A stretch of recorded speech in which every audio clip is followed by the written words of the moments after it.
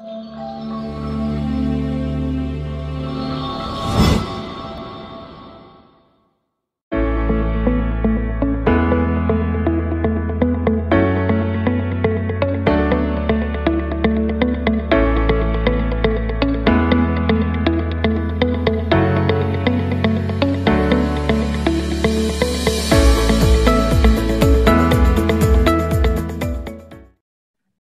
shalom semuanya. Kita tadi sudah mendengarkan khotbah tentang manusia akhir zaman seri yang ke-6 ya. Subtemanya adalah manusia akhir zaman itu manusia yang mendua ya. Jadi kalau diikuti 1 2 3 4 5 6 ya, kita akhirnya punya persepsi bagaimana harus menjadi manusia yang baik di akhir zaman. Jadi memang ini sepertinya parsial ya, tapi sebenarnya satu kesatuan ya. Sebab saya ketika mengekspos khotbah tentang manusia akhir zaman ini berangkat dari 2 Timotius pasal 3 ya. Itu yang menjadi ayat dasarnya atau perikop dasarnya ya, kemudian nanti dikembangkan sesuai dengan apa yang Tuhan taruhkan di hati saya. Saya akan mereview cepat saja dalam yang saya khotbahkan tadi. Seperti biasa, saya tidak akan membacakan ayat lagi, saya juga tidak akan mengekspos lagi kata aslinya ya, dalam bahasa aslinya. Saya hanya mereview saja. Jadi Bapak Ibu yang belum mendengarkan khotbah saya tentang manusia akhir zaman, manusia yang mendua itu, didengarkan lagi khotbahnya, baru mengikuti pendalaman ini. Ya, bagi Bapak Ibu yang sudah berkomunitas di The Way, Bapak Ibu berhak atau bisa untuk mengikuti program ini karena selalu link Zoom-nya kita share di dalam WhatsApp group ya. Kalau Bapak Ibu belum menjadi keluarga besar The Warriors, bisa daftar dulu ya. Ada Bu Foni di sini, ada Bu Esther di sini yang bisa bantu saudara untuk mengisi formulirnya. Nanti masuk dalam grup WhatsApp, Bapak Ibu nanti bisa bertumbuh bersama lewat diskusi sekolah minggu dewasa setiap minggu sore ya. Saya akan mereview dengan cepat. Manusia akhir zaman, manusia yang mendua gitu ya. Jadi mendua hati, bicara soal ketidaksetiaan ya. Seperti saya singgung tadi, sebenarnya saya tidak mau buat tema manusia yang mendua. Di otak saya yang Tuhan taruhkan di ayat manusia akhir zaman itu adalah manusia yang menjadi hamba uang atau mencintai uang. Jadi saya sudah siapkan ayat-ayatnya di otak saya, sudah penuh ya, ingin ditumpahkan saja tentang hamba uang itu seperti apa. Tapi seperti saya bilang dalam khotbah tadi, tiba-tiba Tuhan taruh hati yang lain atau pemahaman yang lain dari explore Alkitab ya. Jadi ketika mendalami sebuah kata yakni hamba uang ya di 2 Timotius 3 ayat 2, saya karena sudah terbiasa gitu, jadi saya digerakkan untuk coba apa sih kata dalam bahasa Yunaninya hamba uang itu. Ternyata menggunakan kata pilarguros tadi ya. Pilarguros itu ternyata cuma 2 kali ada muncul di Alkitab ya, yakni pertama di dalam 2 Timotius 3 ayat 2 dan juga Lukas 16 ayat 14 ya. Itu menarik bagi saya karena cuma 2 kali muncul. Kalau munculnya banyak atau sering digunakan di Perjanjian Baru, saya biasanya ya tidak terlalu exciting. Jadi ini kata-kata yang umum gitu ya. Ternyata kata hamba uang itu kata yang bahkan di zamannya ketika Perjanjian Baru ada manusia-manusia, dalam hal ini rasul-rasulnya Tuhan ketika hidup di Perjanjian Baru dan menuliskan kitab-kitab yang sekarang kita imani sebagai firman Tuhan itu, ternyata terminologi hamba uang itu sesuatu yang juga relatif asing di telinga. Sehingga akhirnya gak heran cuma 2 kali muncul di Alkitab Perjanjian Baru. Di banyaknya penulis, di banyaknya kitab Perjanjian Baru yang ada 27 itu ya, hanya 2 kali loh muncul. Yakni di 2 Timotius ditulis oleh Paulus kepada anak rohaninya Timotius dan oleh tabib Lukas di Lukas 16 ayat 14. Jadi semakin sedikit ya kalau saya ya dalam gaya saya dalam mengeksplor Alkitab, semakin sedikit kata itu digunakan. Kalau kata Ibrani berarti Perjanjian Lama ya, semakin sedikit kata Ibrani yang digunakan oleh penulis Perjanjian Lama. Kalau Perjanjian Baru, semakin sedikit kata Yunani yang digunakan oleh Perjanjian Baru, itu semakin menarik menurut saya. Ya, saya semakin seneng gitu karena berarti ini kata yang asing di telinga, kata yang harus digali karena nggak semua orang itu punya kosakata itu dalam otak mereka. Manusia-manusia Perjanjian Baru tentunya ya. Terminologi contohnya hamba uang, Pilarguros itu, cinta perak itu ternyata nggak dipahami oleh banyak orang, bukan sebuah kata yang familiar gitu. Sehingga nggak heran, nggak banyak penulis Perjanjian Baru, nggak banyak kitab yang memuat kata itu. Nah, itu salah satu kunci yang kalau saya berkhotbah itu saya selalu menemukan hal-hal yang tadi ya, yang memang bagi saya ini menarik karena langka digunakan. Nah, intinya Paulus mengatakan, kemudian ditekankan oleh Lukas juga soal terminologi hamba uang ini, kita diajar untuk tidak boleh atau jangan menjadi hamba uang. Paulus dalam 2 Timotius 3:2 mengingatkan di akhir zaman, orang menjadi hamba uang, orang yang menjadi hamba uang, ya, manusia-manusia akhir zaman yang menjadi hamba uang akan mengalami kesukaran dalam hidup. Dia kejar uang untuk bahagia, malah di akhir zaman yang orientasi hidupnya mengejar uang, berpikir dia dapat damai, malah akan mengalami kesukaran, malah nggak mendapatkan damai. Ya, dan kalau Bapak Ibu ikuti seri khotbah saya soal manusia akhir zaman, dunia akhir zaman, saya sudah mengatakan berkali-kali. Ya, kalau dalam seri minggu lalu dunia akhir zaman, saya bahkan buat itu tampilan clipping dari surat kabar Kompas kalau tidak salah yang mengutip sebuah survei ya di Amerika sana bahwa orang yang kaya di Amerika dengan penghasilan di atas rata-rata, justru kekayaan yang mereka dapatkan itu membuat mereka tidak nyaman, semakin khawatir ya, semakin stres gitu. Ini menarik ya, karena kebanyakan kita menganggap semakin banyak uang semakin bahagia. Ternyata tidak. Semakin banyak uang semakin tanggung jawabnya banyak.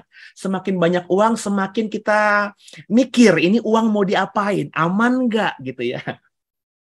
Minggu ini saya kirim sebuah link surat kabar ya di Kompas ke istri saya. Ya, yang isinya kurang lebih sekarang ini kalau Bapak Ibu nabung uang atau naruh uang di bank, itu sebenarnya Bapak Ibu rugi. Karena bunganya bahkan 0 sekian persen saja setahun. Jadi uang yang kau titipkan di bank itu tidak akan berbunga, tidak akan bertambah banyak.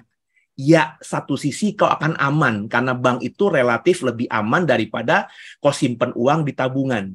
Di minggu ini juga ada cerita, ada orang, saya lupa di mana gitu, penjaga sekolah yang juga jadi penjaga kantin atau buka kantin di sekolah itu ngumpulkan penghasilan keuntungan dari kantinnya dia.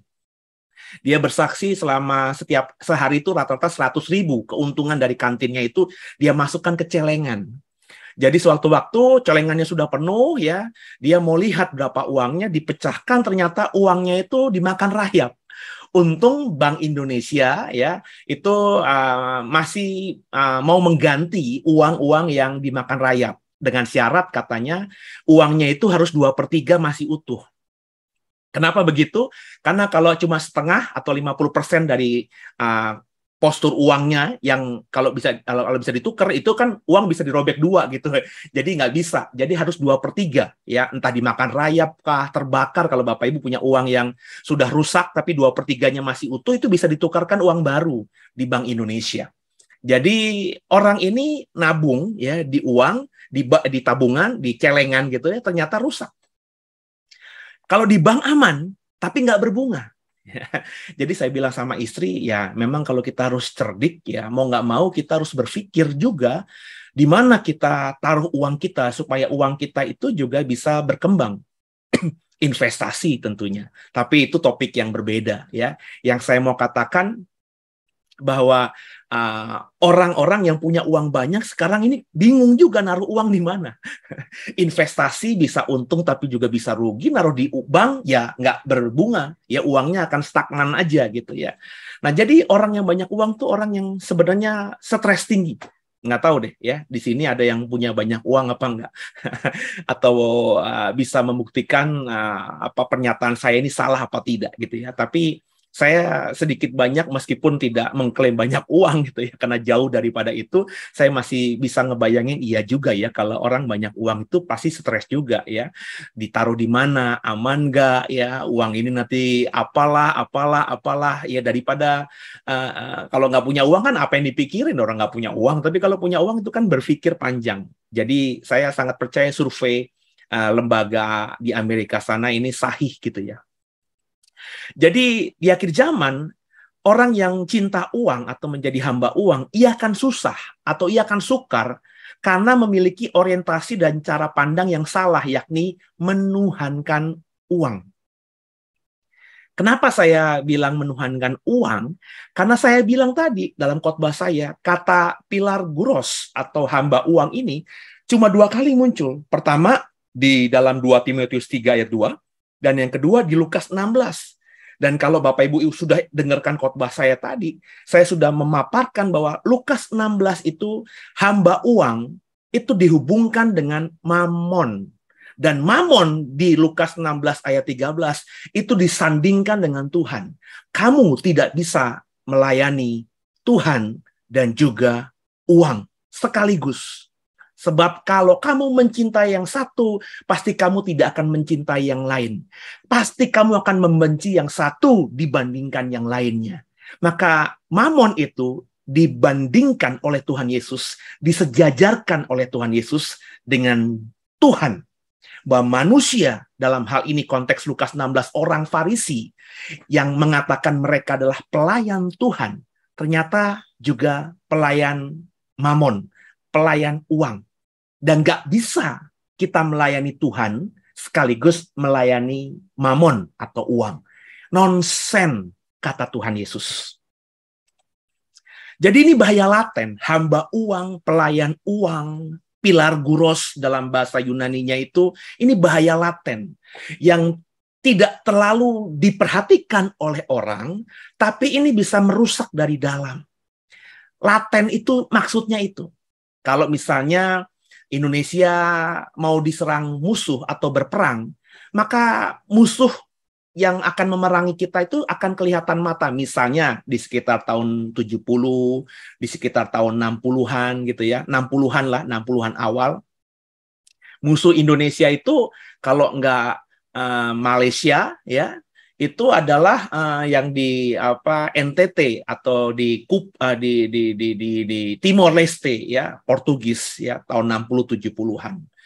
Nah, Pak Karno, Bung Karno presiden saat itu, Pak Harto presiden saat itu bisa gampang memerintahkan perang karena musuhnya jelas. Dalam konteks Bung Karno, musuh kita Malaysia, maka ada propaganda ganyang Malaysia ya, benci sama Malaysia itu sampai sekarang kalau kita main bola sama Malaysia itu masih ada aura-aura bencinya gitu sama Malaysia karena propaganda Orde Lama.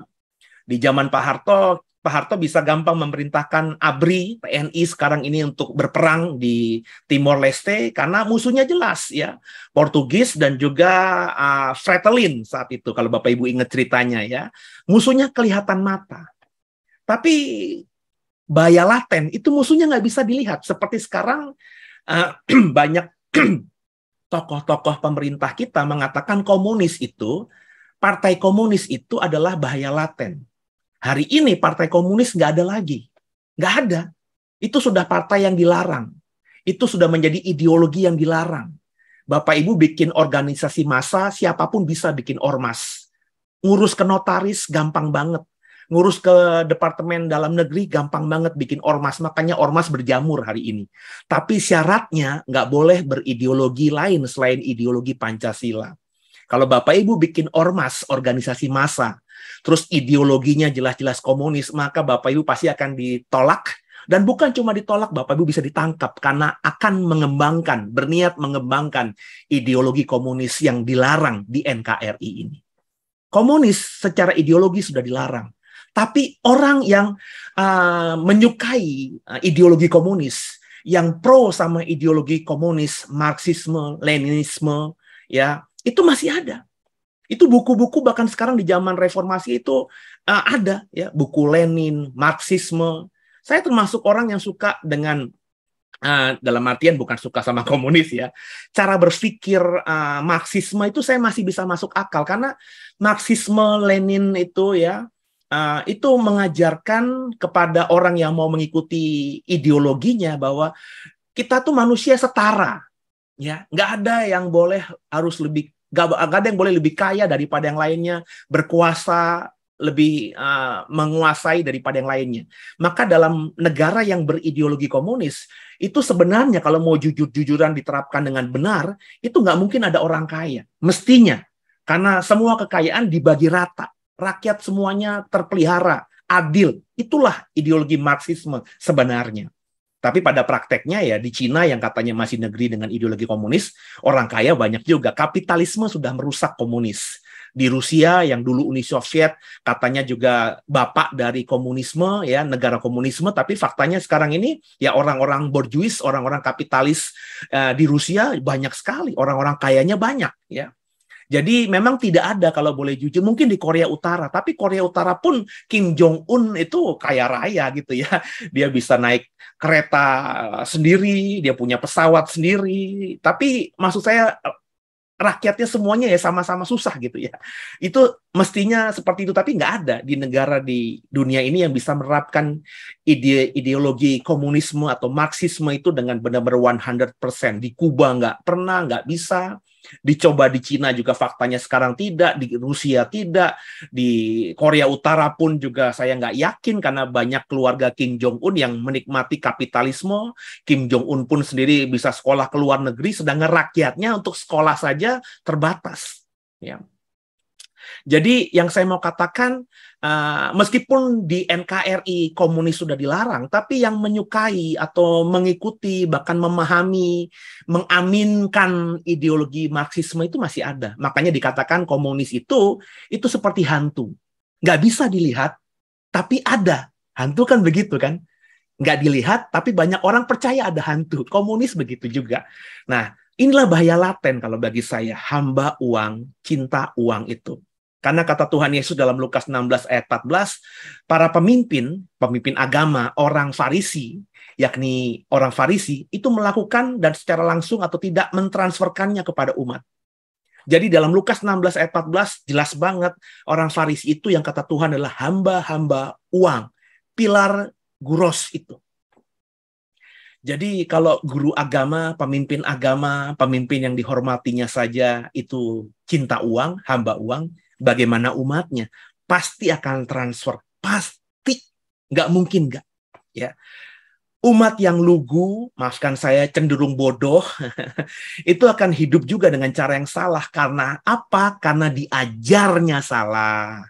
Menjadi hamba uang. Karena mendengarkan pengajaran yang salah, sehingga menempatkan uang seolah-olah lebih tinggi daripada yang lainnya.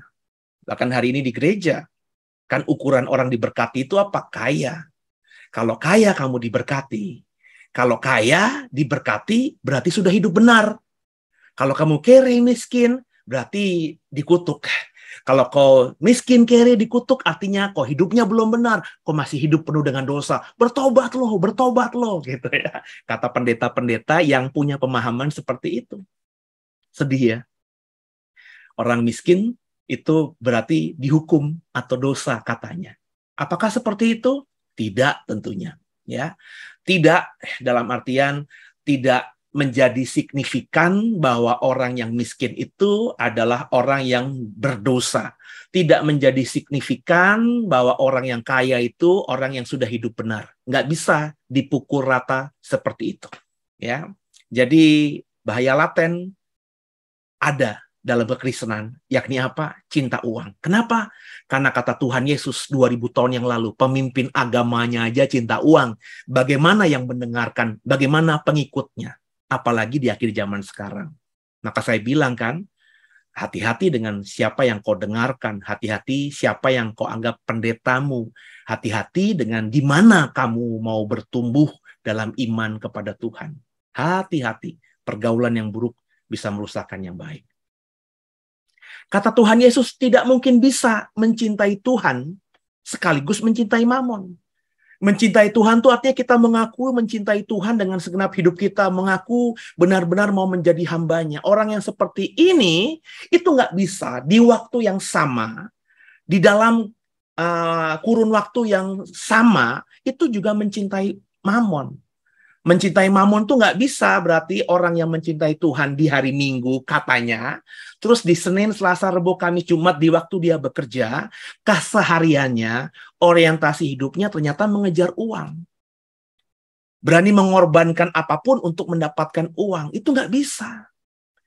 Jadi mencintai Tuhan dan mencintai Mamon, melayani Tuhan dan melayani Mamon, itu nggak bisa dilakukan bersamaan. Dan yang ngomong ini bukannya saya, bukan juga rasul-rasul atau murid Tuhan, tapi yang mengatakan adalah Tuhan Yesus sendiri dalam Lukas 16, ayat yang ke-9, 10, 11, 12, 13, 14. Itu clear Tuhan Yesus yang berkata.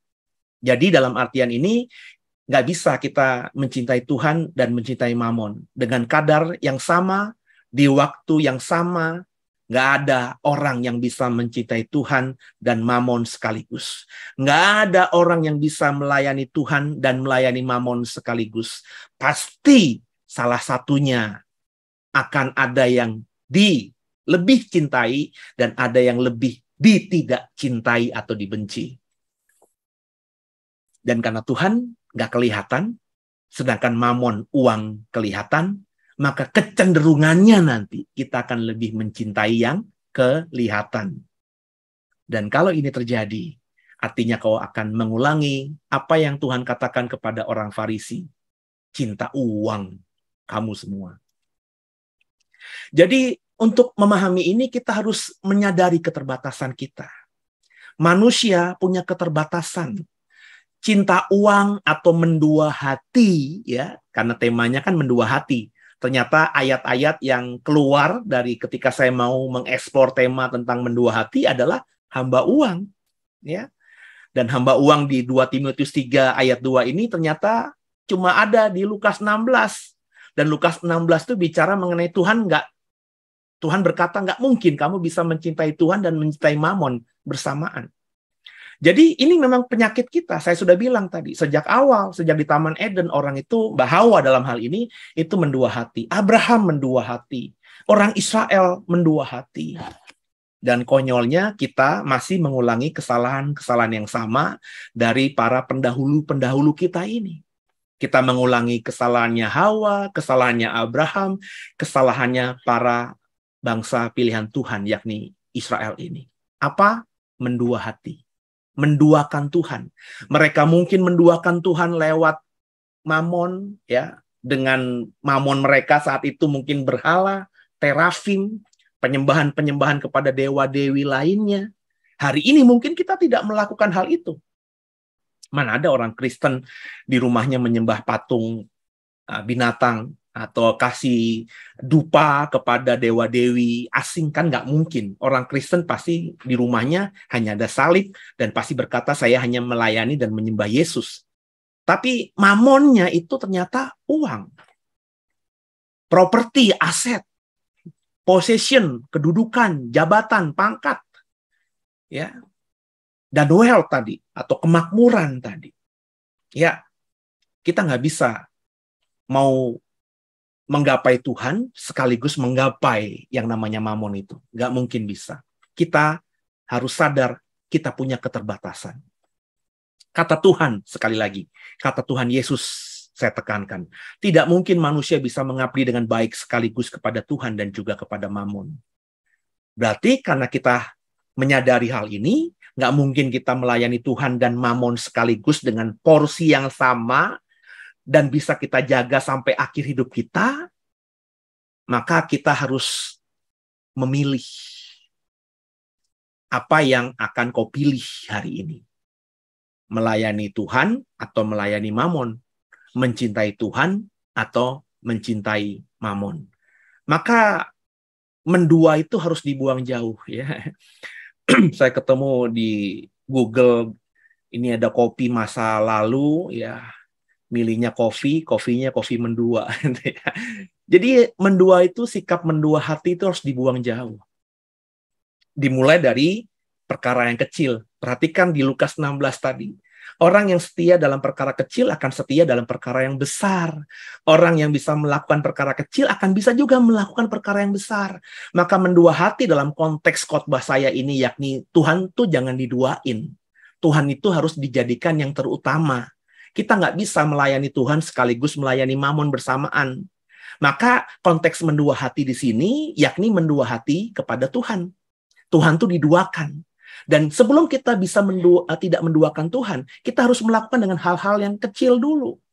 Maka kalau suami ya harus bisa hanya menjadikan istri itu yang memenuhi hatinya, yang dicintai gitu. Oke lah, lirik perempuan cantik ngebayangin, oh ini perempuan lebih cantik ya, cantik banget ya. Ya itu manusiawi dong. Saya kalau nonton YouTube terus kemarin saya tiba-tiba muncul di lini YouTube saya tuh penyanyi-penyanyi yang saya nggak kenal namanya gitu, penyanyi-penyanyi baru gitu ya. Karena saya lagi suka lagu-lagu yang hari-hari ini yang disukai anak-anak muda ya, sering dengar di radio begitu, terus saya coba cari siapa sih mereka, kok suaranya bagus, kalau di radio kan nggak lihat mukanya kan, ternyata cantik-cantik juga gitu ya. Saya sebagai laki-laki bilang cantik gitu kan. Itu kan normal gitu ya. Ya tapi bisa nggak saya terus hanya mencintai istri gitu kan. Itu kan sesuatu yang harus dikerjakan ya. Kita nggak boleh mendua hati. Istri juga demikian. Yang lihat video atau seri Korea boleh aja ya. Tapi jangan kayak nggak tahu ya. Nggak tahu, ada di sini juga yang tergila-gila sama misalnya BTS atau penyanyi-penyanyi grup Korea. Itu ada loh yang lebay-lebay begitu, yang mengidolakan secara gimana begitu ya, membabi buta gitu ya. Ya padahal dia punya pasangan gitu ya. Saya kalau misalnya punya pacar atau punya istri, misalnya Sylvie aja, terus dia suka artis atau aktor lain gitu ya, terus dia ngomongin dia mulu, enek juga gitu ya. Jadi kalau saudara menyukai aktor atau artis atau penyanyi lain yang di depan terang-terangan di depan pasanganmu, apakah itu tidak melukai dia? Gitu kan ya. Jadi nggak boleh mendua hati. Itu perkara kecil dulu. Ya. Kalau kita kerja ya biar bagaimanapun jelek atau baiknya perusahaan tempat kita bekerja itu perusahaan yang memberkati kita, yang menggaji kita. Maka kita ya harus loyal di situ. Nggak bisa kita membandingkan, mengcompare dengan perusahaan lain. Di sini kok gajinya segini? Di perusahaan itu kata teman saya yang kerja di situ gajinya segini. Nggak bisa begitu. Lah kalau kamu mau begitu ya tinggalkan perusahaan ini dan coba apply, melamar di perusahaan itu. Nggak boleh mendua hati. Ya hal yang kecil dulu. Baru ketika kita bisa ngerjakan hal yang kecil, kita akan bisa nanti tidak mendua kepada Tuhan. Ya, jadi jangan mendua. Belajar hanya mencintai dan melayani Tuhan semata dan jadikan Tuhan atau Ia yang terutama. Nah, itu harus dikerjakan sekarang. Milih sekarang. Apa yang kau pilih? Jawab sekarang ini. Dalam khotbah hari Minggu, saya sudah tantang saudara, pilih sekarang. Berdoalah dalam hatimu, mana yang kau pilih. Kalau saya ditanya saudara seperti ini, apa yang kau pilih Pak? Saya akan bilang, saya akan pilih Tuhan. Maka hari ini, saya akan tempatkan Tuhan sebagai prioritas hidup saya. Belajar fokus di dunia ini, selama saya masih bisa nafas jadi manusia, mulai belajar untuk senangkan Tuhan. Kemudian sudah pilih Tuhan, apa yang saya lakukan berikutnya? Ya pertahankan pilihan saya kepada Tuhan itu, ya, menjadi hamba Tuhan itu, menjadi pelayan Tuhan itu sampai akhir hidup saya di dunia ini sebagai manusia. Maka belajar setia, belajar konsisten dalam memperjuangkan iman yang benar. Dan itu susahnya minta ampun, ya. Dan harus kita lakukan tapi, ya, dengan effort yang besar itu jerih payah saudara tidak akan sia-sia. Ya, kau akan diberkati Tuhan luar biasa. Berkat yang kita terima mungkin bukan finansial, bukan materi, tapi yang namanya damai sejahtera, sukacita itu. Sehingga kita hidup di bumi ini seperti di surga. Jadi di akhir zaman, saudara, orang-orang akan banyak mengalami kesukaran di akhir zaman yang memang sudah sulit itu dan penuh penderitaan itu. Tapi mereka jauh lebih sulit, jauh lebih sukar hidupnya daripada yang lainnya. Kenapa? Karena mereka cinta uang. Karena mencintai uang, ukuran mereka uang, akhirnya keadaan pun dilihat dalam perspektif uang. Ya. Hari-hari ini, saudara, semua mengalami kendala. Ya. Tapi orang yang orientasinya tidak uang, ya itu meskipun sama-sama susah, tapi nggak terlalu menderita. Tapi kalau ukurannya uang, stres dia. Ya. Akhirnya hal-hal yang belum terjadi dipikirkan. Sehingga orang hanya memikirkan perkara hari ini, sedangkan orang yang sudah mikirinnya fokusnya uang, itu hal-hal yang belum terjadi. Masalah yang baru dialami besok, lusa, bulan depan, tahun depan, 10 tahun depan, sudah dipikirkan sekarang. Gitu. Jadi lebih menderita dia daripada orang-orang lain. Maka itu hari ini, lewat khotbah hari Minggu tadi, lewat sekolah Minggu Dewasa ini, kembali saya review, jadilah orang yang benar-benar berusaha tidak mendua hati. Jangan duakan Tuhan, tempatkan Tuhan yang terutama, dan konsekuensinya apa? Konsekuensinya jadilah orang yang tidak cinta uang. Tidak cinta mamon, tidak cinta kedudukan, tidak cinta posisi, tidak cinta kemakmuran, tidak cinta properti atau aset. Semua itu anggap aja ya kalau dapat puji Tuhan, kalau nggak dapat nggak membuat kita susah. Ya, karena saya bilang tadi ada saja ya boleh diimani kok jadi orang yang hidup di bumi ini diberkati dengan berkelimpahan secara materi. Monggo. Tapi bukan itu tujuan kita. Kalau kita diberkati secara materi, materi itu untuk kita bagikan juga kepada orang lain sebagai penyalur berkat yang Tuhan percayakan dalam hidupmu di dunia ini. Demikian, Tuhan Yesus memberkati semua. Haleluya. Ya, saya kembalikan sama Foni untuk thank you Pak Se buat review-nya. Ya, silakan teman-teman, kalau yang mulai mau bertanya silakan ya seperti biasa ya. Tapi emang benar ya Pak ya, maksudnya tuh di saat-saat apalagi kondisi sekarang di mana-mana tuh orang mulai merasakan pelik, susah. Tapi ya sebagian orang merasakan itu, tetapi saya percaya sebagian orang juga enggak. Buktinya saya lihat di Indonesia nggak kekurangan orang yang miskin ya. Mobil seri baru di jalan aja udah ada, platnya masih putih. Istilahnya itu juga berarti kan orang udah beli dan dia mencobanya dulu gitu loh. Jadi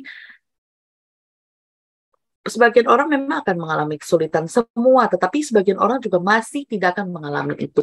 Nah, kita ini yang hidupnya kita udah berserah pada Tuhan, maksudnya janganlah kita terlalu khawatir berlebihan, karena percaya aja Tuhan tuh menjaga kita sedemikian rupa gitu loh, tanpa kita kekurangan suatu apapun. Karena saya percaya banget Tuhan tuh terlebih tahu yang kita butuhkan sebelum kita minta. Makanya itu Tuhan akan menyediakan tepat pada waktunya. Tetapi ketika kita juga melakukan bagian kita, hidup benar di mata Tuhan gitu loh. Jangan menduakan hatinya Tuhan, jangan di mulut bilang, oh saya percaya Tuhan, hidup saya serahkan sama Tuhan. Tetapi ketika itu kan ngomong di depan, di belakang, aduh gimana ini di dompet saya ini udah gak ada duit, cuma sisa 50 ribu selembar, ini buat seminggu ke depan makannya gimana, makan apa gitu. Nah itu kan bertolak belakang dengan apa yang dia lakukan gitu. Tuh, tapi ya, memang pertama sih ukuran mobil baru bukan plat putih ya, karena plat putih kan memang nanti semua plat putih gitu ya. Ya, terus ya kan semua kan plat putih gitu kan, nanti kan diganti plat jadi plat putih. Jadi akan diganti ya. Iya, jadi yang mobil-mobil plat putih itu bukan mobil baru. Mobil saya kalau memang sudah harus ganti plat juga pasti nanti ganti plat putih. Aturannya begitu. Yang kedua, ya coba kamu uji deh. Saya bukannya sombong ya, Fon. Coba deh ya, kamu bisa punya bersikap seperti ini ya, itu karena kamu sudah mulai dekat sama Tuhan, belajar tahu Tuhan bukan dari perantaraan orang, tapi kamu mendalami sendiri, dekat sama Tuhan. Dan saya berani yakin, bukan saya sombong ya, ada pengaruh saya juga di situ. Coba ingat-ingat dulu sebelum lu join sama The Way gitu. Oh ada. Dulu ya sebelum kita deket begini, apakah lo bisa ngomong gitu ya seperti yang sekarang gitu ya? Gue nggak khawatir, pasti ada gitu. Itu karena saya bilang tadi ada pengaruh lingkungan yang sedikit banyak itu akan mempengaruhi persepsi iman kita. Maka, Saya setuju. makanya apa namanya penting kita tadi ya punya persekutuan yang baik ya. Bukan saya bilang the way baik loh ya atau terbaik loh ya. Komunitas yang sehat. Iya, jadi banyak di luar sana gitu ya. Nah, makanya jangan salah memilih komunitas, jangan memilih pergaulan yang salah. Itu yang penting supaya kita punya persepsi iman yang benar tadi. Oke. Ya seperti yang saya pernah sharingkan bahwa dulu di gereja lama saya itu saya bilang saya ke gereja itu hanya sebagai sebuah kewajiban dan rutinitas. Ketika dijadwal pun untuk menjadi pemimpin pujian di awal ataupun membawa doa itu karena ada target yang saya kejar, itu saya mengincar nilai tambahan buat rapot nanti di nilai agama. Dan jadi ketika itu dikerjakan, itu yang memicu semangat teman-teman, bahkan tuh sekolah minggu rame karena mereka mengincar poin. Jadi ketika nilai ulangan agamanya ada yang jelek, tetapi ketika mereka rajin ke sekolah minggu, ketika dijadwalkan untuk mimpin lagu pujian, mereka melakukan tugasnya, itu ada nilai tambahan plus-plus. Jadi nanti itu akan membackup nilai agama mereka di raport gitu. Itu dulu saya kerjakan itu ya seperti itu, rutinitas dan kewajiban, tetapi ada kerinduannya tuh enggak. Mengenal Tuhan iya, tetapi ada kerinduan dari hati untuk Tuhan kok gini tuh enggak ada sampai saya sampai ketika the way ada, nah baru mulai dengan firman kok begini. Oh iya, diajarkan mempunyai komunitas teman-teman tuh yang juga yang sama-sama bertumbuh dan mempunyai sebuah komunitas yang sehat, saling mendoakan, saling mendukung. Di dalam doa itulah yang membentuk kita menjadi pribadi yang Tuhan itu benar-benar ada, dan kita akan merasakan kuasa Tuhan kalau kita benar-benar percaya itu. Jadi ya itu harus menemukan sebuah komunitas yang sehat dan kita harus bertumbuh di dalam, jangan menutup diri itu loh. Itu sih saya benar-benar Pak, sejak pokoknya baru ada di The Way, baru memang punya kerinduan itu untuk mengenal firman tuh lebih dalam. Tapi di dulu itu nggak ada, benar-benar hanya rutinitas saja. Itu pun saya ke gereja hari Sabtu, hari Minggu saya nggak pernah ke gereja. Karena gereja yang lama itu fokusnya adalah ibadah hari Sabat. Jadi Sabat 3 kali ibadah itu penuh, tetapi Minggu itu kosong. Jadi Minggu itu saya nggak pernah ke gereja gitu. Oke teman-teman, silakan kalau ada mau motong, jangan malu-malu. Silakan di-cut aja sayanya. Oke. Tanya dong. Tadi kan Pak, pasti ada mau bilang. tanya dong. Oh ya udah, Bu Rini dulu tuh. Ya silakan Selamat Bu Rini. semua. Malam Iya. silakan Bu. Oke, mau tanya ya Pak. Setelah saya dengerin khotbah Bapak tadi mengenai cinta uang, hamba uang. Jadi sebenarnya yang benar tuh seperti apa? Karena kita kan memang harus bekerja. Jadi itu kalau saya bilang pikiran saya ya, ini dikoreksi Pak Pase kalau saya salah mendefinisikannya. Jadi kita memang harus bekerja. Bahkan kan ada di Alkitab yang menyatakan bahwa kita harus bekerja. Kalau nggak bekerja lu nggak makan, kan gitu. Nah, bukannya berarti itu cinta uang, tapi memang itu kewajiban kita untuk memenuhi kebutuhan. Nah, menurut Bapak bagaimana nih Pak? Saya salah ngerti atau bagaimana? Ya, makasih Bu Rini ya.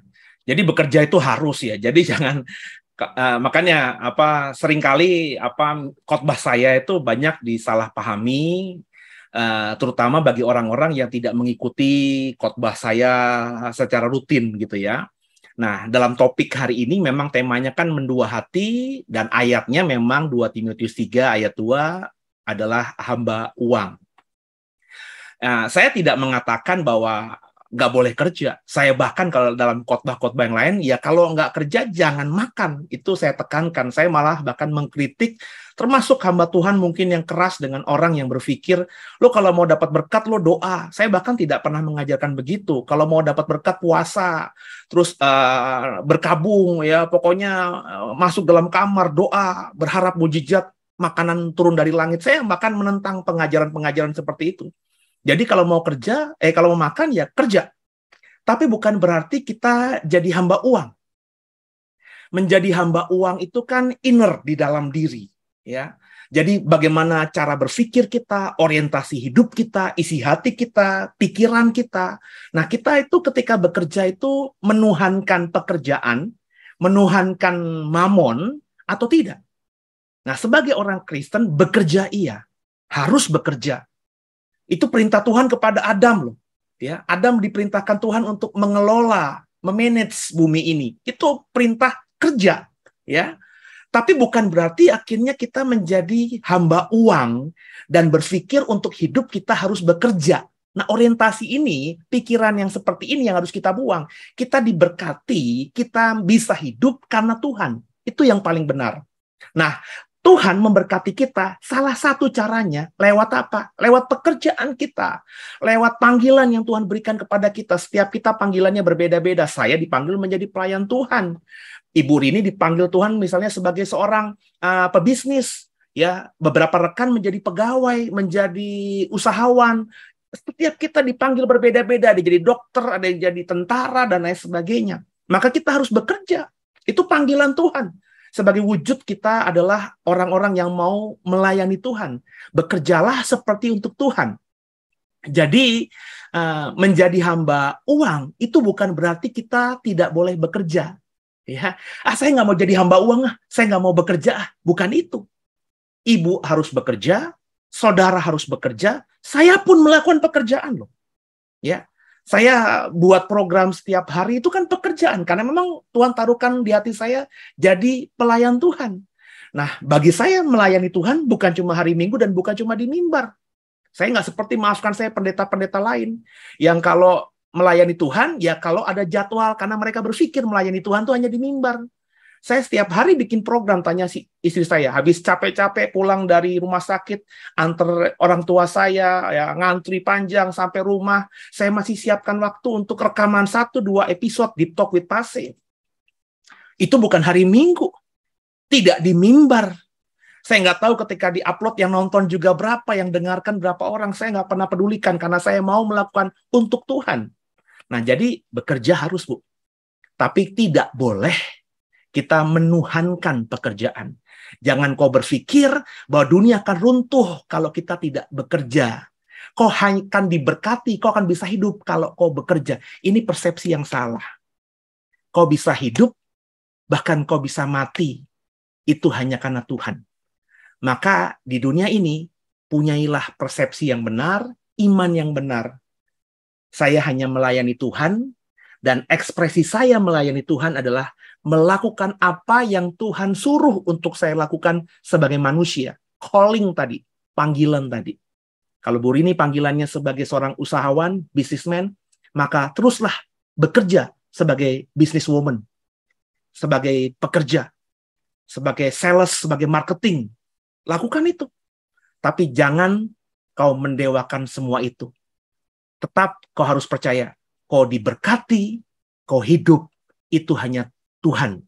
Dengan punya pemikiran seperti itu, kita tidak akan disesatkan dan tidak akan nantinya dipakai atau dibawa oleh uang untuk benar-benar mendewakan uang.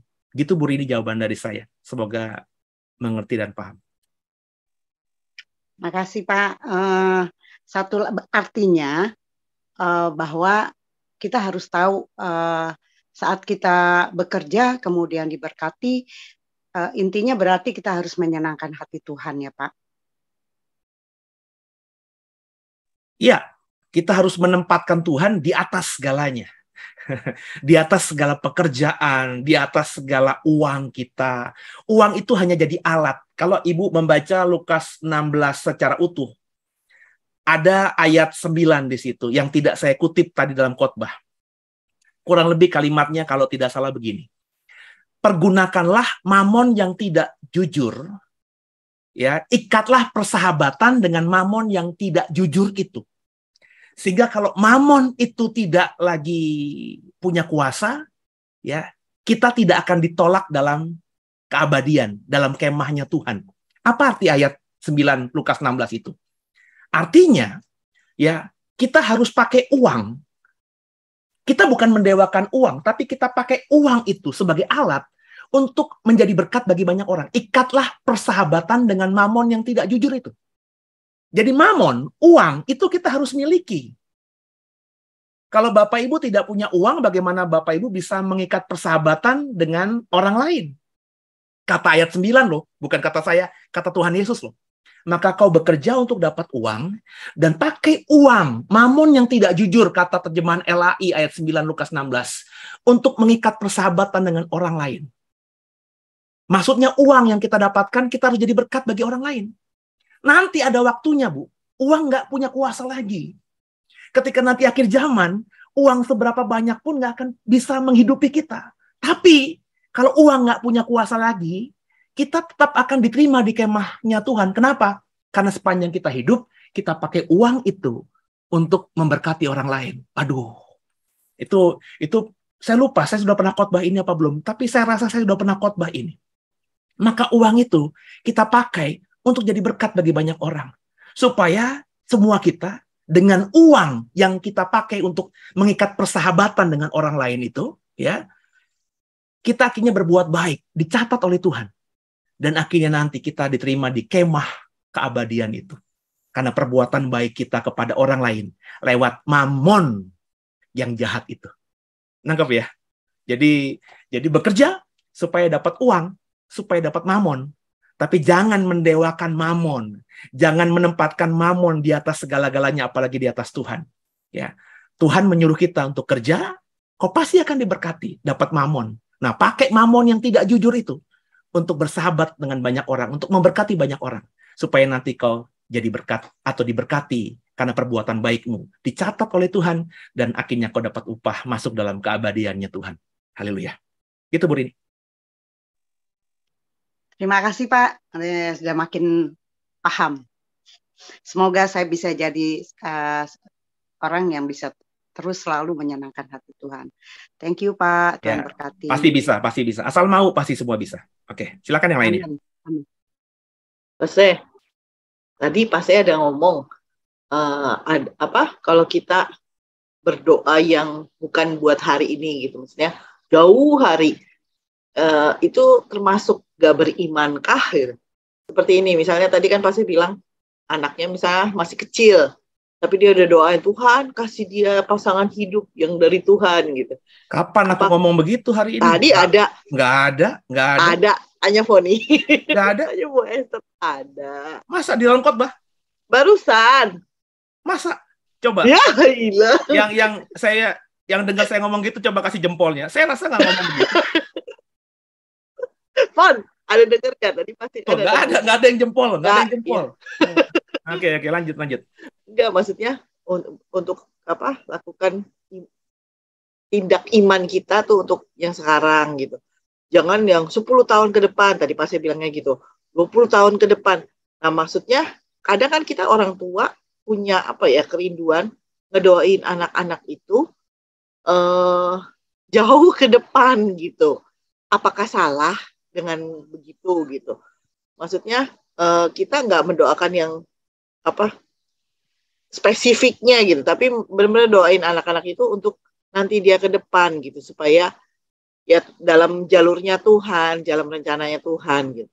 Kalau kayak gitu salahkah atau gimana? Ya, sebenarnya nggak ada yang dengar tadi. Sebenarnya pertanyaan yang beda topik ya. Iya. Tapi gini loh, beda mendoakan atau beriman kepada anak agar anak di masa depan menjadi ABCD dengan mengkhawatirkan ketika situasi itu terjadi di hari ini gitu, maksud saya. Ya, itu kan nggak bisa dong. Ya, siapa orang tua yang tidak mendoakan anaknya agar ke depan jauh lebih hebat daripada kita orang tuanya? Semua orang tua normal pasti berdoa agar sekolahnya lebih bagus, karirnya lebih bagus, punya pasangan lebih cantik daripada bapaknya, kan begitu. Saya kan doain Sion dan Silo nanti punya istri lebih cantik dari lu dong, gitu kan. Karena mosok kalau Sion dan Silo dapat, maafkan saya, istri lebih jelek dari lo, ya saya salah sebagai bapak, nggak ngajarin yang benar gitu kan. Tapi mengkhawatirkan, aduh, nanti kalau dia sekolah berarti si Sion kurang lebih 3 tahun lagi, 4 tahun lagi. Dia pengen sekolah di kampus A. Wah, sekarang ini harganya segini, 4 tahun lagi tuh berarti berapa ya? Waduh, stres nih gue. Nah, ini yang nggak bener gitu loh. Kalau kita mendoakan anak kita nanti bisa kuliah di kampus A, kita beriman dia bisa sekolah di situ, maka kita harus juga beriman pas waktunya ada berkat Tuhan yang disediakan untuk kita bisa menyekolahkan anak. Kan begitu. Nah, bagian kita hari ini apa? Ya bekerja. Seperti yang Bu Rini tadi katakan, kita harus bekerja baik. Ya, dan kita harus mengelola uang itu dengan baik. Pergunakanlah mamon yang tidak jujur itu. Ikatlah persahabatan dengan mamon yang tidak jujur itu, ya. Ya mungkin hari ini kita pakai mamon yang tidak jujur itu untuk menabur. Kan ada firman, apa yang kau tabur itu yang kau tuai. Ya, lihat ada orang susah gitu ya, lihat ada orang yang menderita gitu ya, kita taburlah sesuka cita kita kepada dia. Ya, jangan ya lu kan tahu kalau setiap dengar ada cerita keluarga apa siapa susah kan, saya selalu bilang sama Silvi kan, udah berkati ya, berapa Pak? Ya udah, gue percaya sama lo, taruh aja, kasih aja berapa, transfer aja berapa, kan begitu ya. Itu apa maksudnya? Ya tadi kita investasi itu ya, menabur itu investasi, memberi itu investasi. Ada waktunya nanti pas 3 tahun ke depan ketika kita butuh uang tanda kutip untuk menyekolahkan Sion, ya Tuhan melihat semua taburan-taburan kita tadi ya, dan pas waktunya hari ini kita nggak usah pikirin dari mana berkatnya. Ya kan lu udah 18-17 tahun nikah sama gua. Tahu dong ya, pas ada waktunya ada aja tuh ya. Tiba-tiba bahasa apa namanya ilmu silatnya ya, tiba-tiba kejatuhan duren gitu dari mana blek gitu ya. Ada aja sesuatu yang nggak masuk akal gitu. Tiba-tiba ada terima berkat yang luar biasa besar yang tidak pernah kita dapatkan sebelumnya. Dan itu kan berkali-kali selama 17 tahun kita menikah. Jadi ya udah gitu ya. Jadi maksudnya yang saya mau luruskan, mau tekankan tadi, ya setiap kita boleh mendoakan, bukan cuma anak, mendoakan masa depan, beriman masa depan, itu bagus saja, silahkan.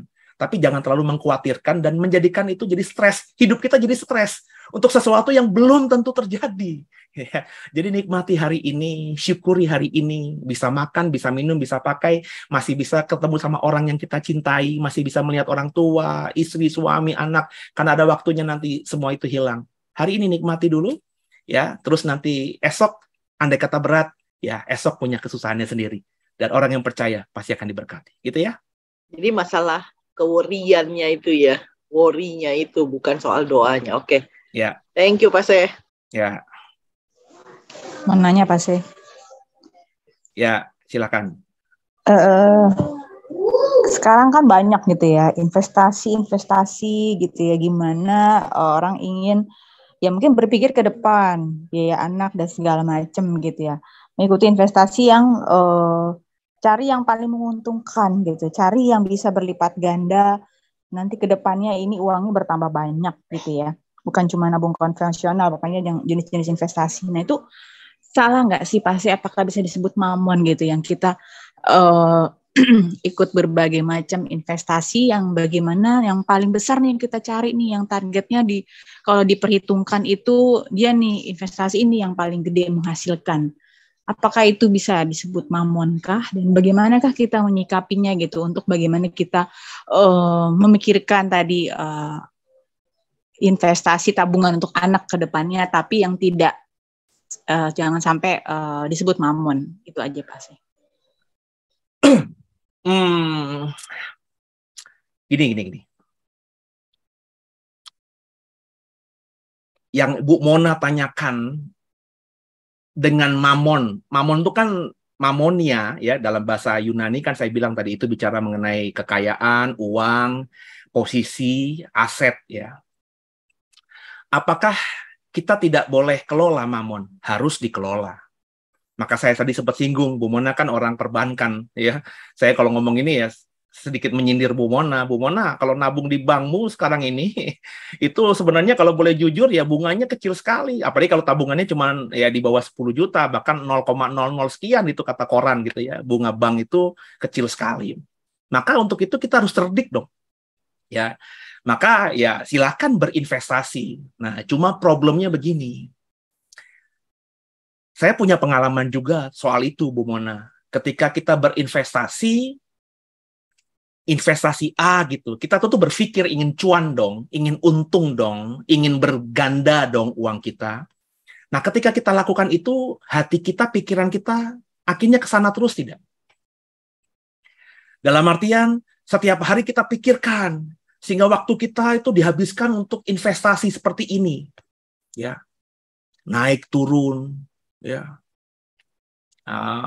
Kita akhirnya dalam 24 jam sehari, 20 jam kita fokus ke sini. Itu tuh maksud saya gitu. Maka saya termasuk orang yang, maafkan saya ya, saya mungkin berbeda dengan semuanya. Saya selalu mengatakan kita harus investasi yang tidak membuat kita akhirnya habis energi. Saya termasuk hamba Tuhan yang percaya bahwa kalau kita berinvestasi itu bagus. Tapi investasi harus dengan uang yang dingin, bukan uang panas. Uang panas itu bukan berarti uang yang dihasilkan dari hal-hal yang haram ya. Tapi uang panas itu uang yang memang masih dipakai untuk sehari-hari. Ya, uang simpanan cadangan untuk kalau ada waktu-waktu kita butuh uang itu kita pakai buat investasi itu nggak boleh. Saya termasuk orang yang berani mengajarkan, ya saya bukan pakar tapi ada kalanya nanti saya bikin seminar soal ini gitu ya. Kita kalau berinvestasi harus pakai uang dingin. Uang dingin itu artinya uang yang memang kalau nanti cuan atau buntung, kita nggak terlalu bermasalah karena itu memang uang yang tidak terlalu mempengaruhi stabilitas rumah tangga kita gitu. Itu yang pertama. Sehingga ketika kita investasi dengan uang dingin, ya kita biarkan saja itu berjalan, ya, tanpa kita harus menaruh perhatian kita berlebih di situ. Yang kedua, kalau kita investasi, Bu Mona, kita harus tahu investasi itu apa, ya. Ya, tentu lembaganya, ya, tentu cara bisnisnya. Dan ketika kita sudah mempelajari dan kita tahu seluk-beluknya, bukan kata orang tapi kita mempelajari sendiri.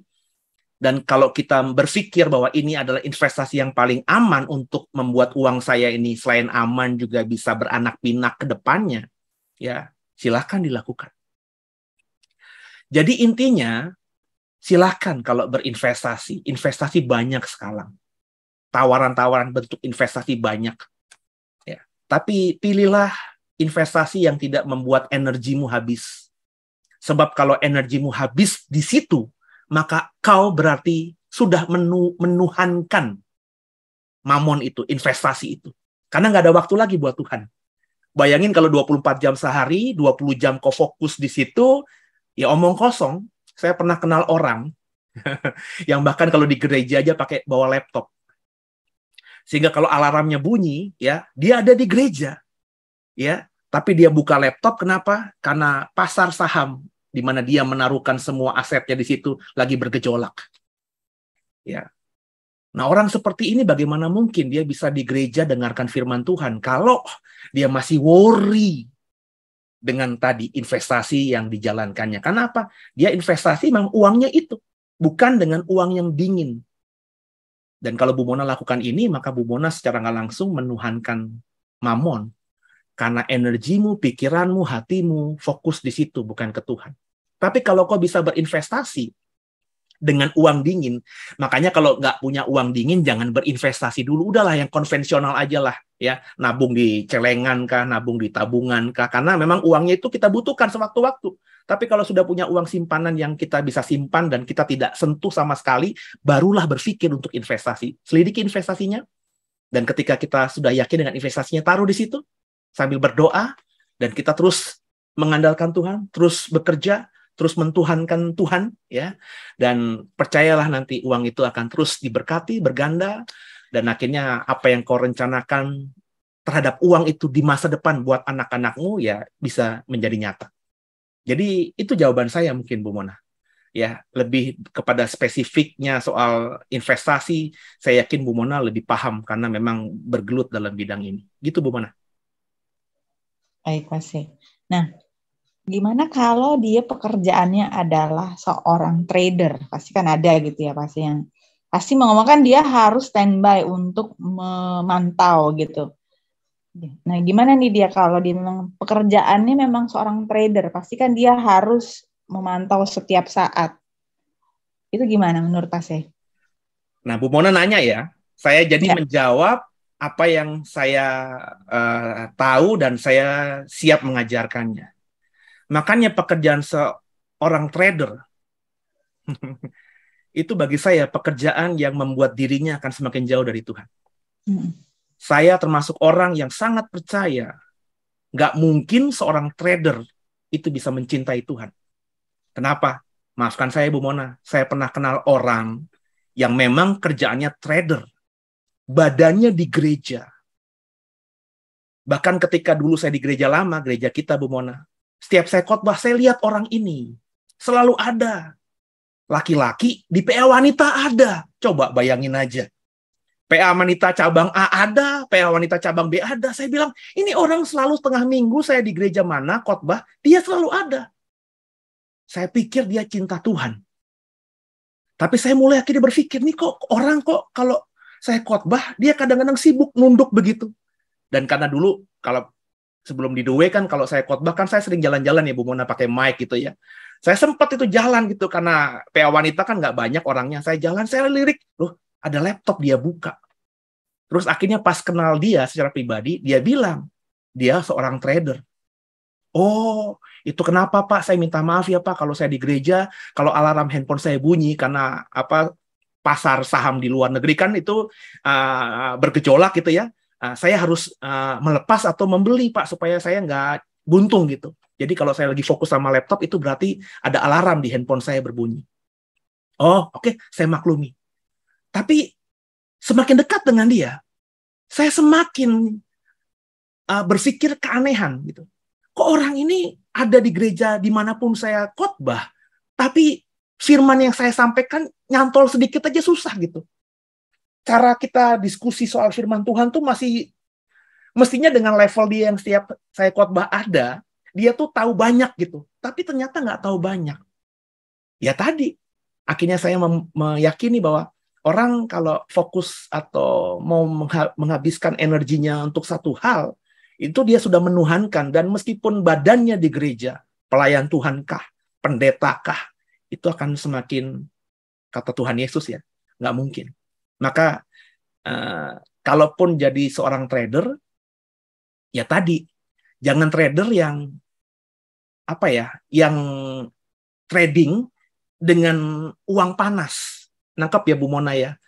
Jadi kau kerja dulu kerjaan yang biasa dulu, yang konvensional, kau dapat tabungan yang tidak akan kau sentuh jadi deposito, daripada, maafkan saya Bu Mona ya, daripada di deposito di bank itu uang bunganya kecil, ya uang itu toh tidak kita sentuh-sentuh karena operasional sehari-hari bulanan kita sudah cukup dengan gaji yang ada.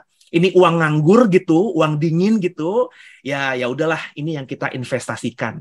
Sehingga kita akhirnya mencari investasi yang tidak membuat energi kita habis, ya trading, ya taruhlah di mana misalnya yang aman gitu, reksadana mungkin, secara cuan mungkin lebih kecil daripada kita trading langsung, ya tapi itu jelas lebih bagus daripada bunga di bank. Nah akhirnya kita taruh di situ, kita tenang dan kita masih bisa menggunakan waktu yang maksimal untuk melayani Tuhan. Tapi kalau trader yang sehari-hari full, ya fokus pada trading, dan dia gunakan uang yang masih belum dingin, uang panas, saya termasuk hamba Tuhan yang tidak percaya mereka mencintai Tuhan. Nggak mungkin gitu. Itu saya loh Bu Mona ya. Jadi kalau tidak sepakat ya minta maaf gitu. Gitu Bu Mona. Ya, baik Pak Se, terima kasih pencerahannya. Intinya bagaimana kita melakukannya dengan secara bijak gitu ya Pak Se. Jadi akhirnya tidak menjadikan uang itu jadi satu hal yang utama ya. Baik, terima kasih Pak Si. Gimana teman-teman yang lain? Apakah ada lagi yang mau menimbrung? Silakan ya. Waktu masih ada dan banyak. Tapi emang itu ya. Mau pilih Tuhan atau pilih uang? Memang hidup kita butuh uang. Tetap nggak ada uang juga susah buat melakukan aktivitas di kehidupan kita sehari-hari, tetapi harus bijak menggunakan uang itu. Jangan sampai kita terikat sama uang itu. Ya, tapi tolong dipahami ya, tadi kata Bu Lidi itu benar juga, karena banyak orang yang bilang cinta Tuhan itu berarti sehari-hari harus di gereja, sehari-hari harus ibadah, sehari-hari harus baca Alkitab, sehari-hari harus cari Tuhan. Jadi banyak orang, saya kenal banyak orang, Fon, ya, terutama dulu ketika saya bergereja di sebuah gereja yang besar. Ini orang-orang yang secara kasat mata selalu ada di gereja, melayani Tuhan, pelayan Tuhan.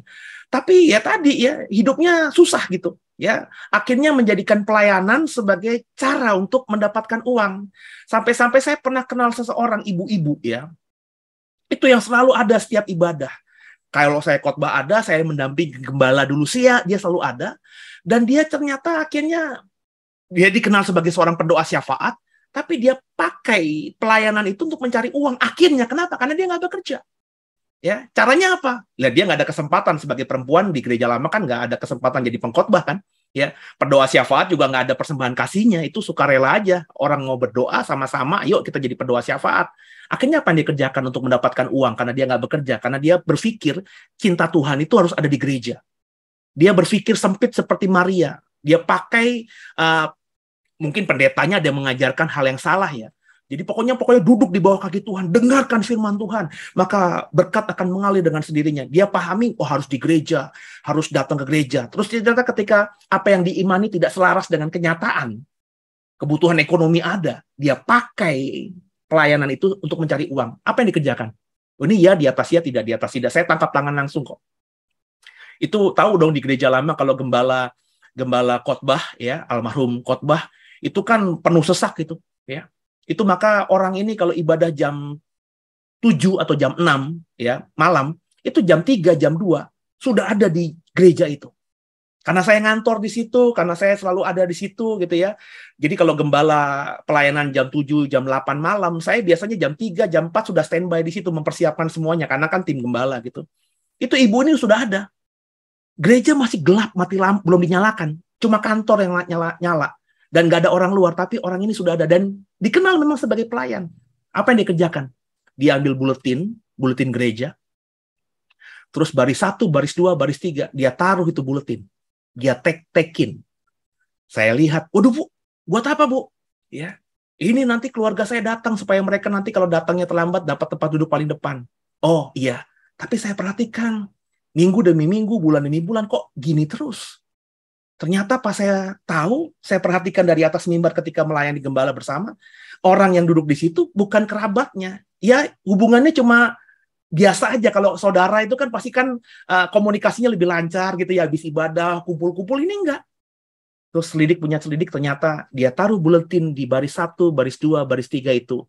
Dengan maksud kalau orang mau duduk di situ nanti memberikan tip lah, atau sesuatu lah uang kepada dia sebagai apresiasi. Waduh, karena kebutuhan ekonomi itu tetap ada, ya, dan dia tidak dapatkan dari cara yang salah tadi. Akhirnya dia gunakan pelayanan itu untuk mencari uang. Dan ini bukan ibu ini aja, pendeta kayak saya juga banyak, Pon, ya. Dan makanya cinta Tuhan itu bukan begitu, ya. Cinta Tuhan itu ya cinta Tuhan, hati kita melekat sama Tuhan, tapi tanggung jawab kita sebagai manusia yang memang harus bekerja. Ya, itu DNA Kejadian pasal 1 penciptaan manusia, kuasailah bumi, itu kan suruh bekerja sama Tuhan. Adam suruh bekerja, kerjakan. Ya, jadi kalau nggak bekerja jangan makan. Ya, melayani Tuhan itu pelayanan dengan sungguh, tapi bukan berpikir dari pelayanan kita dapat sesuatu. Kalau dapat sesuatu, haleluya, gitu ya. Thank you Pak buat penjelasannya. Tapi memang ya jujur, maksudnya baru di beberapa tahun belakang ini saya baru gitu, baru sadar banyak ya orang-orang tuh yang mengatasnamakan Tuhan, tetapi itu melakukan hal-hal pribadinya dia. Dan kemudian juga masih banyak, maksudnya pengikut Tuhan itu kenapa tuh yang masih menutup telinga mereka tuh untuk mendengar firman Tuhan itu, yang teguran tuh yang keras bahwa jangan begini, jangan begitu. Akhirnya mereka mengarahkan hidup mereka hanya ke satu arah, hanya mau mendengarkan yang berkat dari Tuhan akan tercurah atasmu jika kamu mencari Tuhan dengan sungguh-sungguh. Dan itu bisa dimanfaatkan oleh hamba Tuhan itu untuk istilahnya, kalau memang yang tujuannya uang atau apa, bisa dimanfaatkan oleh orang-orang yang hanya mau mencari berkat. Itu kan bisa terjadi kan Pak. Dan ya itu sangat disayangkan bahwa sebenarnya firman Tuhan itu ada untuk memberkati kita. Semua firman Tuhan, baik yang memang yang kata-kata yang berkat, ataupun teguran Tuhan yang keras dan tegas, itu semua kita harus terima karena itu adalah ajaran dan didikan. Tapi sangat disayangkan masih banyak orang-orang di luar sana yang hanya mau mendengarkan khotbah-khotbah yang mengademkan hati, mengademkan kuping, semua tentang berkat, sehingga banyak perintah-perintah Tuhan yang terlewatkan oleh mereka dan mereka hanya hidup fokus untuk mengejar berkatnya, dan itu sangat disayangkan sekali gitu loh. Kita memang sebagai pengikut Tuhan mesti siap apapun firman yang dikhotbahkan, kita harus siap menerima, tetapi kita juga harus istilahnya pintar dan berhikmat. Tuhan udah memberikan kita akal budi. Jangan kita hanya mendengarkan itu hanya searah, tetapi kita juga harus cross check. Jadi ketika memang ada firman Tuhan ada yang salah dibawakan oleh hamba Tuhan, kita bisa sadari, oh ternyata bukan ini nih, ternyata maksud yang ayat tadi bukan tentang ini. Jadi kita pun harus pintar gitu, jangan gampang terpengaruh oleh kata-kata yang istilahnya benar-benar wah gimana. Nah kita semua dengan bagaikan kerbau dicocok hidungnya ikut semua fokus akan satu hamba Tuhan itu memang banyak sekarang yang dilakukannya terjadi, dan kita mesti banyak lebih berhati-hati lagi gitu. Ya karena tadi kamu udah bilang banyak jemaat, maafkan saya ya, orang Kristen yang bodoh dan mau dibodohi. Saya kenal kok, ya saya bisa tunjuk hidung kok. Ada rekan gembala yang saya dengar langsung ngomong sama pekerja-pekerja, lah ngapain sekolah teologi, ngapain belajar, udah lo ikutin gua aja lah gitu ya. Pokoknya ikuti saya gitu ya, nanti kita bisa, saya aja nggak sekolah teologi juga bisa jadi pendeta, bisa khotbah juga, bisa diundang sana sini. Ada yang berkata begitu. Ya, jadi akhirnya jemaatnya ya tumbuh hanya dari mendengarkan gembalanya, nggak pernah mau belajar kebenaran sendiri. Akhirnya yang dia pahami atau yang mereka pahami apa? Ya kebenaran versi gembalanya, bukan versi Alkitab. Itu makanya, tahu nggak, Fon? Jangan dipikir ketika saya dulu mau bekerja sama dengan STT Sangkakala itu, saya nggak berpikir panjang loh. Saya sempat berpikir, ada suara hati di hati saya gini, kalau nanti banyak orang Doe yang tahu teologi ya, kalau banyak semua pekerja Doe yang akhirnya nanti punya gelar STH, itu akan muncul kecenderungan akan menghakimi khotbah saya. Ya, itu saya paham banget gitu. Waduh Tuhan, kalau banyak yang semakin pinter, nanti banyak yang mengkritisi saya nih Tuhan. Tapi sekali lagi, akhirnya Tuhan taruh di hati saya, udahlah. Ya, yang penting kau ngomong bener aja. Kalau nanti misalnya rekan-rekanmu mengkritisi dan menganggap dirimu salah, ya silahkan saja. Yang penting kau berkata benar. Justru ketika akhirnya saya sejahtera bikin sekolah itu, nggak tahu kenapa ya. Coba deh, perhatikan deh. Kalau Foni udah dari lama ya, coba perhatikan style khotbah saya. Sebelum ada STT dengan sudah ada STT. Saya justru lebih terpacu untuk mengeksplor gitu ya, mendalami ayat-ayatnya, kata-kata aslinya, konteksnya dan lain sebagainya. Justru saya terpancing untuk lebih dalam lagi berkhotbah. Kenapa? Karena audiens saya, pekerja saya, jemaat saya itu sekarang udah pinter-pinter. Kalau gue khotbah yang biasa, mereka akan ketawain karena mereka udah ilmunya sama. Nah, ini yang tidak dipahami oleh banyak orang. Dan banyak gereja, maafkan saya, lebih senang membuat jemaatnya bodoh. Pokoknya ikuti saya, dengerin saya, pokoknya kau akan diberkati, tanpa mau menekankan. Baca Alkitab sendiri dong. Berapa banyak pendeta yang berkata di mimbar, lo kalau nggak baca Alkitab, lo akan gampang disesatkan. Bahkan pendeta kayak saya, itu bisa menyesatkan. Berapa banyak orang yang berkata begitu. Tapi saya sejak jadi pendeta, berapa tahun? 17 tahun, 18 tahun lalu, saya sudah berani ngomong begitu. Kenapa ya? Karena tadi ya, saya sadar bahwa ya orang Kristen harus pinter. Karena tantangan akhir zaman, ya puji Tuhan karena saya pengkhotbah akhir zaman ya, nabi palsu itu banyak sekali. Gitu. Ada yang lainnya? Bu Esther mukanya ada tapi nggak pernah nanya, gimana? Pengalaman kah? Ya, udah, coba. Oke, sudah. Iya, pasti. Memang ngomongin uang nih agak sensitif nih. Jadi aku tuh sejak resign terlihat lebih produktif. Terlihat. Orang-orang menilainya begitu. Jadi ada yang bilang, wah si Esther nih ya, apa aja dijual, apa aja dikerjain gitu. Nah, tapi aku melihat mereka tuh memandang aku tuh jadi kayak hamba uang. Padahal mah Tabunai pun kan sebenarnya berjalan tuh nggak sengoyoh gimana gitu. Ya paling mengadakan PO itu tuh ya kalau ada yang memulai gitu. Ya kalau nggak ada dalam minggu itu ya udah gitu, nggak jualan gitu. Terus ada juga yang pernah bilang juga, kok minggu jualan sih? Terus apa yang salah gitu loh? Selama aku bisa bagi waktu, terus aku juga ibadah, aku juga pelayanan gitu. Nah itu tuh seringkali tuh awal-awal dulu aku resign itu mengganggu sih pertanyaan-pertanyaan teman gitu ya.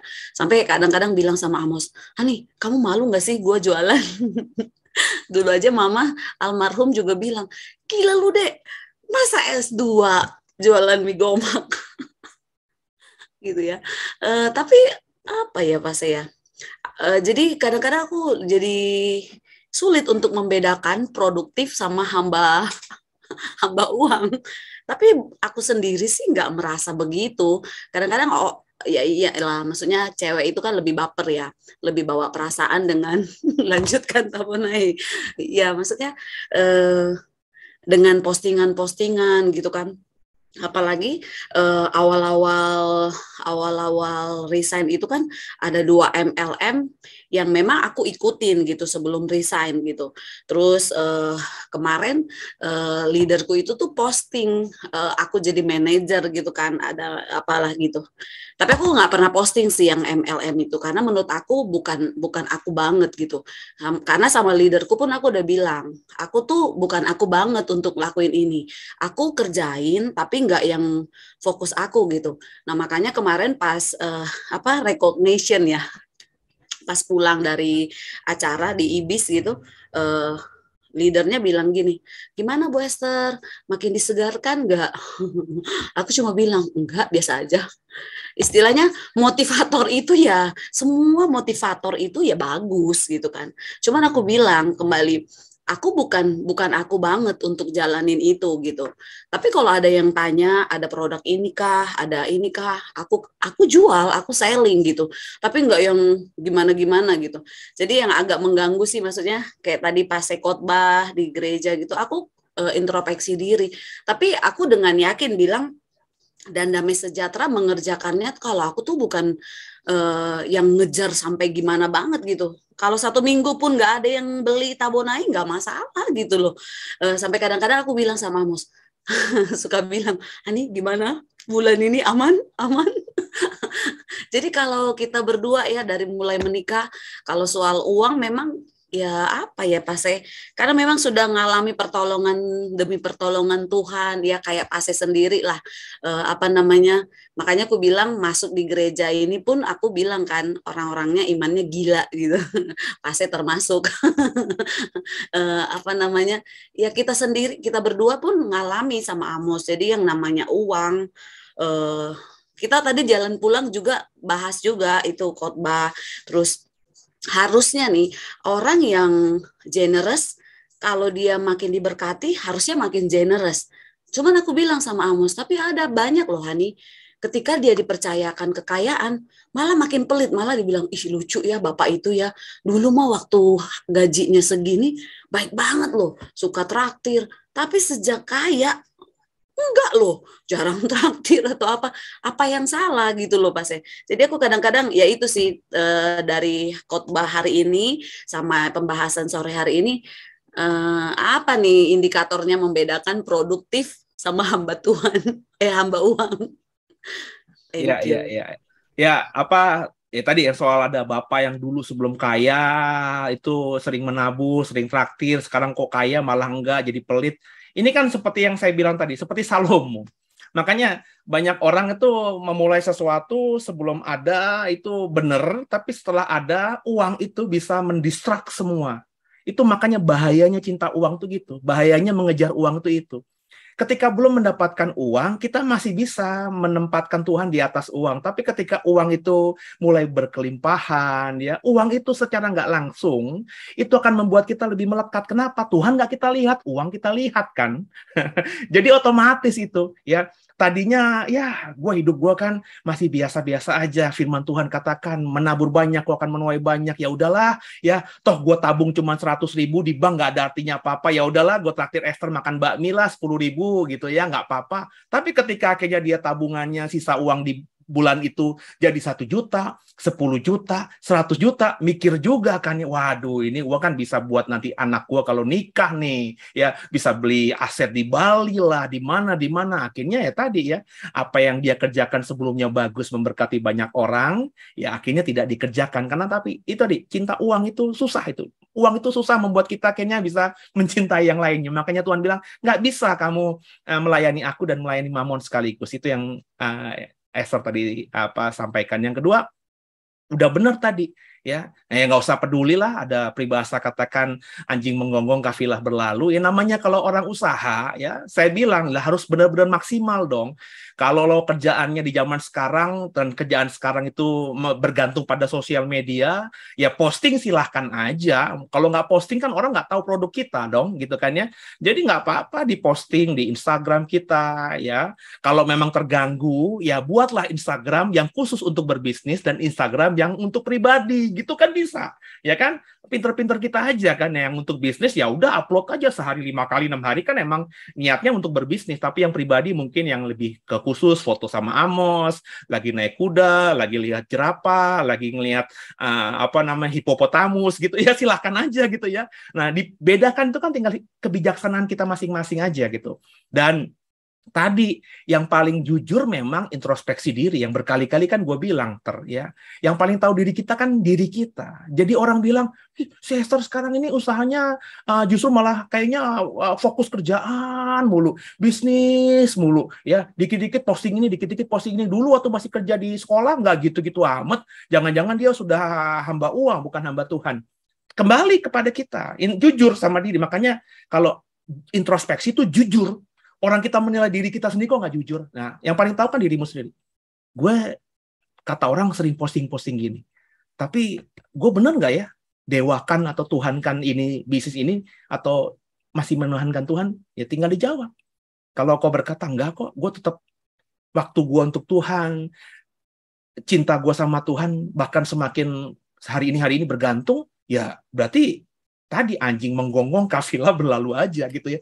Tapi kalau ada koreksi dari orang, ada kritikan dari orang, terus kita introspeksi diri dan iya ya, kok sekarang waktu gue nggak ada ya, waktu gue banyak di dapur ya, kok beli ke pasar itu lebih banyak daripada gue baca Alkitab ya. Nah, mungkin kita harus akhirnya sedikit mengerem gitu kan, yang paling tahu dirimu sendiri, supaya kita tidak menuhankan tadi pekerjaan atau mamon dan akhirnya menduakan Tuhan. Ya, kembali kepada semua ya, makanya jujur. Kalau kita sudah jujur, kita bilang enggak, gue lebih cinta Tuhan, ya sudah, anjing menggonggong kafilah berlalu, gitu aja ya, santai saja gitu ya. Berarti nggak boleh baper kita. Nggak boleh. Oke, teman-teman, ada lagi yang mau ditanyakan? Kalau masih ada silakan untuk pertanyaan terakhir. Tapi kalau memang sudah nggak ada, untuk akan saya tutup sampai di sini. Oke, teman-teman, seperti yang nggak ada. Jadi sekolah minggu untuk dewasa saya tutup sampai hari ini. Kita akan ketemu lagi di minggu depan. Sebelumnya silakan Pak C untuk menutup dengan doa. Makasih. Ya, jadi terima kasih ya diskusi kita ya. Intinya dalam khotbah seri soal manusia akhir zaman, Tuhan lewat saya mengingatkan semua hamba-hamba Tuhan, saudara-saudara seiman, untuk jangan jadi orang yang mendua. Ya, mendua hati atau mendua itu menjadi ciri khas manusia akhir zaman. Dan ternyata manusia yang mendua itu identik dalam khotbah yang tadi saya bagikan, itu karena menempatkan uang lebih daripada yang seharusnya di hati dan di pikirannya. Lewat ayat-ayat sudah saya singkapkan, dan Tuhan Yesus lewat Lukas 16 berkata, nggak bisa kamu melayani Tuhan, melayani mamon sekaligus. Artinya kita harus memilih. Dan makanya saya tantang tadi saudara untuk memilih. Semoga saudara memilih seperti saya, memilih mencintai Tuhan. Kalau kita mencintai Tuhan, kita lakukan pekerjaan kita selayaknya sewajarnya, sesuai dengan kewajiban dan tanggung jawab kita, maka semuanya akan ditambahkan oleh Tuhan. Jangan berpendapat, berpemahaman bahwa kalau mencintai Tuhan tuh hanya harus di gereja. Mencintai Tuhan tuh harus hanya baca Alkitab saja. Jadi kerjaanmu tiap hari baca Alkitab, berdoa, berpuasa, ke gereja tanpa bekerja. Ya, kalau kau panggilannya itu, silakan.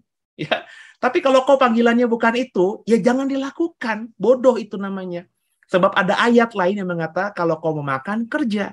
Maka sekarang ini apapun pekerjaanmu, kata orang, alah pekerjaanmu apa dipandang sebelah mata aja gak sama orang. Tapi kalau itu calling Tuhan, kerjakan.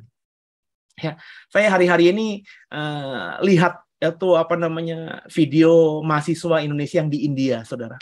Ya, jadi menarik nih. Apa kayak Esther gitu ya? Apa pebisnis yang UMKM di India itu? Orang India tuh ternyata punya prinsip yang luar biasa loh. Ya, jadi saya sering nonton mahasiswa Indonesia di India. Kenapa di India? Karena India tuh menarik bagi saya. Pertama, negaranya juga nggak kaya banget, kehidupan ekonomi sosialnya di bawah kita kayaknya ya, lebih crowded, lebih jorok dan lain sebagainya gitu ya. Tapi ada prinsip orang India kebanyakan yang bagus yang saya dapatkan. Jadi mahasiswa ini sekarang ini itu kalau bikin konten ya, dia jadi memborong. Misalnya ada orang jual pisang goreng, diborong itu satu gerobak gitu ya, terus dia bagi-bagikan kepada yang lain. Dia kerjakan itu. Kenapa? Karena sebelumnya dia kalau beli pisang goreng, misalnya Bang beli berapa? Harganya berapa? Oh, satu pisang goreng 1.000. Oh, saya beli 10. Kan teorinya 10.000 ya. Terus dia kasih 100.000 kepada pedagang ini. Ambil sisanya. Tahu nggak? Orang India, pedagang pisang goreng India, itu nggak mau. Jadi dalam video-video itu nggak ada yang mau terima. Jadi orang India itu akhirnya disimpulkan oleh si mahasiswa Indonesia yang kuliah di India ini, itu punya prinsip, ya kalau dia mendapatkan sesuatu dari hasil yang dia kerjakan. Kalau bukan haknya, nggak mau. Ya, orang India tuh miskin, tapi nggak mau terima cuma-cuma gitu. Kecuali memang pekerjaannya pengemis ya. Jadi itu kayaknya haram bagi mereka. Nah, karena mahasiswa ini kalau bikin video, itu viewernya ratusan ribu, tentu adsense-nya YouTube kan banyak kan ya. Jadi dia mau memberkati dari pedagang-pedagang India ini. Akhirnya dia rubah strateginya. Dia tidak beli, terus dia lebihkan kepada pedagangnya, karena pedagangnya semuanya menolak, tapi dia borong itu semuanya, ya, terus dia bagikan. Nah, kalau begitu, pedagangnya akhirnya ya tidak terlalu merasa dia dibelas kasihani oleh si mahasiswa ini. Nah, ini yang harus kita miliki prinsip seperti ini. Ya, jadi tetap bekerja, tetap lakukan kewajiban kita, dan percayalah kita akan diberkati Tuhan. Ya, intinya yang paling tahu dirimu adalah dirimu. Ujilah hatimu, apakah kau sudah jadi hamba uang atau tetap menjadi hamba Tuhan dan menggunakan uang itu masih dalam porsi yang normal seperti yang Alkitab kita tekankan. Semoga semuanya melakukan. Tundukkan kepala, kita doa. Makasih Tuhan buat malam hari ini. Kami kembali dalam sekolah Minggu Dewasa belajar banyak bagaimana kami menyikapi diri, menjaga atau berjaga-jaga, tidak menjadi manusia akhir zaman yang mendua. Terima kasih buat diskusi kami. Berkati Foni, Silvi, Esther, Pak Prana, Pak Amos, Bu Iren, Bu Rini, ada Henry, ada Bu Mona, Pak Billy, dan semua yang mengikuti secara digital nanti ketika diupload di YouTube dan di Facebook. Doa agar semuanya menjadi pelaku-pelaku firman, dan kami akhirnya di akhir zaman nanti tidak lagi atau tidak akan menjadi manusia yang mendua. Fokus kami hanya kepada Tuhan, dan Yesus tetap kami jadikan yang terutama. Ampuni salah dosa kami. Yesus Kristus adalah Tuhan Juru Selamat kami yang hidup, dan ke dalam tangan-Mu lah kami serahkan tubuh, jiwa, dan roh kami. Haleluya. Amin. Selamat malam semuanya. Terima kasih. Tuhan Yesus memberkati. Makasih Pak. Tuhan berkati. Sampai ketemu di Pak. depan lagi. Sampai jumpa. God bless semua.